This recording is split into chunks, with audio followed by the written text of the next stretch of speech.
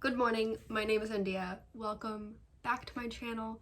I'm going to be talking about the books that I read in March and getting ready for the day. I read a total of 5 books in March, and I had a very ambitious TBR. What I've learned from thinking that I might be able to read 10 to 15 books in a month is that A, that's an unrealistic goal, and B, I'm looking forward to not having a TBR, to doing some more mood reading. And yeah, just selecting my books based on what I'm in the mood for. Before we get started, my TBR, the check-in that I do at the beginning of these videos about where my TBR is at. I'm feeling pretty good about this month because I started out with 298 books on my TBR. I acquired 7 books. I unhauled 2 books from my TBR, and I read 5, which means my TBR is the same. This is great. I would love in the future for my TBR to go down. So, yes, enough of an introduction. I'm gonna stop rambling and get started in talking about the books that I've read and doing my makeup. So, the first book I read and the first book I'm going to talk about is Kindred by Octavia E. Butler. This is the first of her books that I've read, and I'm really excited to continue reading her books. I'm pretty sure Parable of the Sower is the next one I'll get to.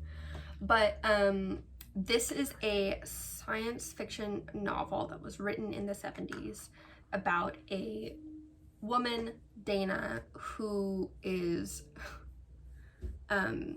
spontaneously and mysteriously transported from her life in the 70s to the 1800s, where she has to save this young white boy who keeps getting himself into life-threatening accidents.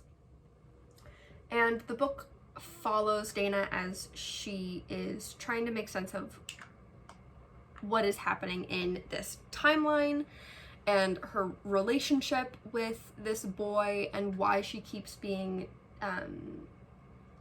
transported back in time to save him. One of the kind of key parts of this book that I found interesting was how the nature of the timeline made it so there were a lot of these like shock moments, because we knew that anytime Dana was going back in time, something pretty big was happening to this boy. And the way the book was structured, there are a lot of cliffhangers and what's gonna happen next moments. Another part of this book that I thought was interesting and wasn't anticipating was the relationship between Dana and her husband, her husband. And I think that just brought a element to the story that, again, I wasn't anticipating. I hadn't heard about it prior to reading it. But the way that their relationship changes and is affected by this mysterious time travel was interesting to read about. So yeah, those are my feelings and my thoughts on Kindred. Next, we have all of the books that I read in participation of Tis the Damn Readathon, which is a Taylor Swift readathon. If you want, you can check out my TBR and my various vlogs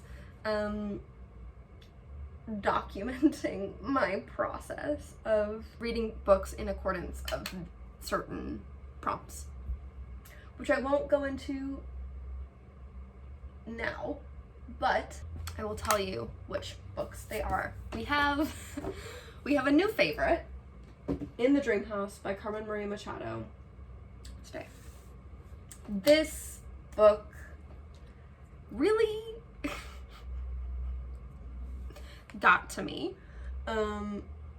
mentally, emotionally, it was an experience. This is Carmen Maria Machado's memoir about being in an abusive queer relationship, and documents that, tells that story, while also talking about the lack of representation or the problems with attempting to erase or attempting to refute experiences of queer domestic violence, especially between women. That's the bread and butter of what this book is. I find that it fit into this category of books that I really enjoy, and that's this like personal narrative meets scholarship, or personal narrative meets analysis. I am a sucker for those kinds of books, so thinking about Maggie Nelson is a good example. Both the Argonauts and Bluets, which I've read, are these personal narratives that also include analysis and reference to art and academia and other scholarship. And I'd also mention Anne Carson, though I don't think she has a memoir per se that is like this, but she approaches scholarship from this perspective that includes narrative. So like on this spectrum of pure scholarship, pure like analysis and memoir, Anne Carson is more on this side with like dabs of fictional representation and fictional narrative. Carmen Maria Machado is on this side. Maggie Nelson's kind of somewhere in the middle, probably leaning a little bit more towards scholarship, just with the way that she writes sometimes. But yes, anyway, In the Dream House was a book that I couldn't stop thinking about, a book I couldn't stop telling people about. I find that I'm typically not a very like emotionally responsive reader, and this elicited pretty strong emotional responses and was simultaneously like a book that was very difficult to get through content-wise, but very gripping and engaging and not put downable. I also think like one of the things that I appreciated about this book was the way that it made me consider how I view my relationships and how other people view my relationships with women, and the expectations placed on that, especially compared to relationships I've had with men. We have a guest. This dichotomy of queerness as evil, as demonized in and of itself, or queerness as idealized and a utopia that has no faults. And, you know, the fact that that's not an accurate representation of experiences and relationships. Yeah, it was really great overall. I loved it a lot. There were references to Alice's Adventures in Wonderland, Mrs. Dalloway. She quotes like Mary Ann Doan, who's a feminist film scholar. And yeah, it was great. Would you like to come sit with me? You would. I don't know if anyone else who wears glasses feels this way, but I get kind of overwhelmed if I'm not wearing my glasses for a certain period of time. Like the fuzziness gets to me, so I need to like put them back on and give my eyes a break from not being able to distinguish shapes. Next, I read White Sands Red Menace by Ellen Cleggs. This is a book in a series that I started at the end of last year, and it's historical fiction and middle grade about these girls whose fathers are working for the military as scientists during World War II and the creation of and usage of the atomic bomb. This was a fun read. It kind of follows Dewey and Sue's after the war and what they're doing and kind of being in a new school and making friends. I think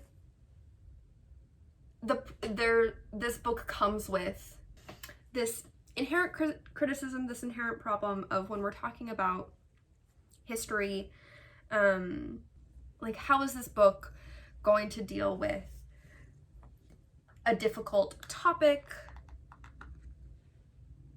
when, you know, most of the characters are white, most of the characters are American, most of the characters have affinities to the military. How are these topics of war and white supremacy and violence going to be discussed? So it's hard for me to love this book because I think it tried to present criticisms of US military imperialism in World War II, and specifically the usage of nuclear power. But it like, there was also a Latinx character who is developing a friendship with one of the girls, and again there was this moment of like trying to explore race and bias and friendship. Whoa, is this okay? I think things have changed, but also my cat decided to attack stuff. Attempting to discuss race and bias in friendship, but again, it could have gone farther. It was kind of just barely there. So while this book was enjoyable, and while I know that I would have liked it as a 6th, 7th grader, I don't think it does anything spectacular. However, like in addition, one of the things that I was thinking about, there was this friendship that was so close to being queer. I was rooting for it. I was hoping it was going to happen. It didn't, which is fine. That's whatever. And if it had happened, it would not have changed my thoughts about these other elements that were kind of... It could have had deeper criticisms and conversations, but it didn't. All right. This video is all over the place. My phone just ran out of storage, so fix that. Let's talk about this. It follows our main character, Yolanda, who is working for the FBI and is assigned to go undercover and scope out this organization that is primarily made up of Black youth. And it is an environmentalist organization that is protesting and critiquing the actions of a biotech corporation in the Bay Area that is harmfully affecting their community, both environmentally and job economic wise. So Yolanda goes in, and there is this death that was covered up, and people are calling attention to it and thinking that it is not as it seems. And it's just Yolanda starting to make connections, starting to figure out what's actually going on with the organization, with the corporation, with the FBI. And yeah, I thought Yolanda was a very interesting character because she goes in and she has a lot of internalized racism and a lot of internalized sexism and these ideas about what it means to be Black that reflect a concept of, oh, if you work hard, like, you can get wherever you want, and like complaining about a situation isn't gonna do anything. If things are not the way that you want them to be, that's on you, and this kind of mindset. And watching that over the course of the book was really interesting. In addition, I liked seeing like this perspective of, or this setting of youth organizers. I think that was really an interesting point of the book. That was cool to see these high schoolers who are being high schoolers and also passionate about what they're organizing around. It was a good book. It wasn't one that I would typically pick up. The romance was a romance. I don't typically read romance. So there was part of me that's like, oh, this is new. Not in a bad way, but just in noticing like, this is different for me as a reader. But yeah, that's all I have to say about A Spy in the Struggle. The last book that I want to talk about is House of Leaves by Marxie Danielski.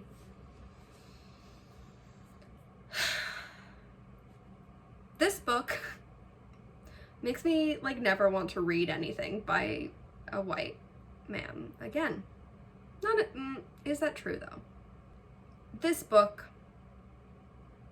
is about 3 things.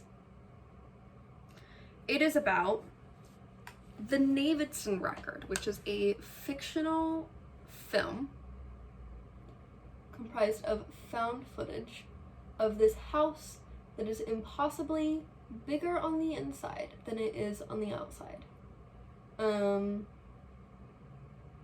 That's the first thing that it's about.